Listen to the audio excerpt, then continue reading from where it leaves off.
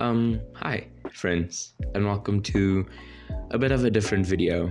I know usually I do painting time lapses and you never really hear my voice, but I wanted to take this video to just explain how I create realism in my paintings, because after all, I am a realistic portrait painter. I don't know the correct terms. The first thing that I do is I use vibrant colors. A great example of this is right now I'm painting the whites of the eyes.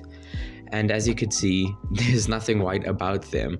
There is literally zero whites. There are deep purples and browns and grays on the left-hand side that you could see. Yet once you place all the other colors, your eyes register it as white. So you have to be very vigilant about the colors that you are laying down. And as you could see with the skin tones I'm placing down, they are vibrant oranges and purples and browns. They're not just grays and beiges, because if you just painted with grays and beiges, that's all you're gonna get, a boring beige piece of art, and it's not gonna be realistic. And a great way to get great color in your artwork is to take your own reference images. Yes, this is impossible a lot of the time, and I quite enjoy using found material because I don't like to talk to people and create photo shoots. That's a lot of work. I just like to scroll Pinterest. So I much prefer to use found material, but other issues come up with that, like terrible filters and bad lighting scenarios. So it's much better to take your own references. Like this, for instance, is my own eyes. I was able to take this reference image all by myself, and it was great because I got to control everything, like the lighting, the distance, the focal points, everything like that.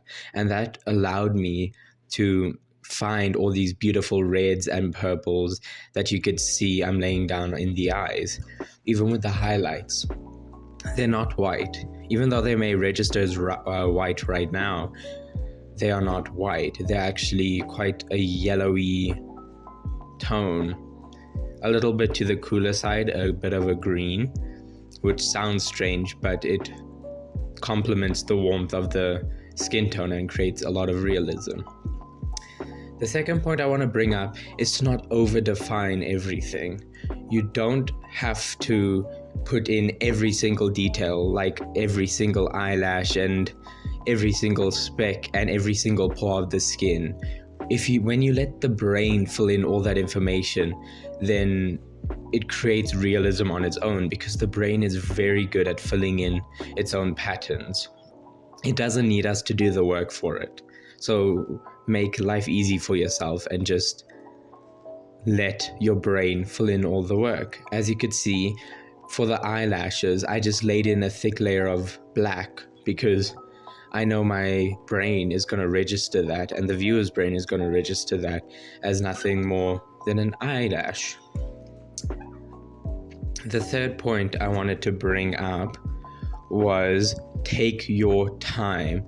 It is very important. This painting took me around 5 hours, which is quite hectic for something so small, but realism takes a lot of time, and you have to be willing to put in that effort and that time to sit there and wait.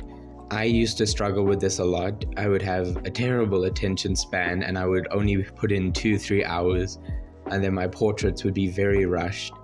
I've realized with the projects I've had to do lately, which are really large, big projects for my upcoming first exhibition, that I had to take my time or the art is gonna suffer.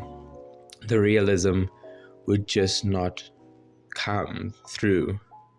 So that's very important. The last point that I want to bring up is paint what you see and not what you think you see. And this relates back to painting with a lot of vibrancy, because a lot of times we paint what we think we see. Stuff like painting the whites of the eye white because we think it's white, painting skin brown because we think it's brown, painting statues pure white because we think they're white, painting anything without fully registering what we're seeing.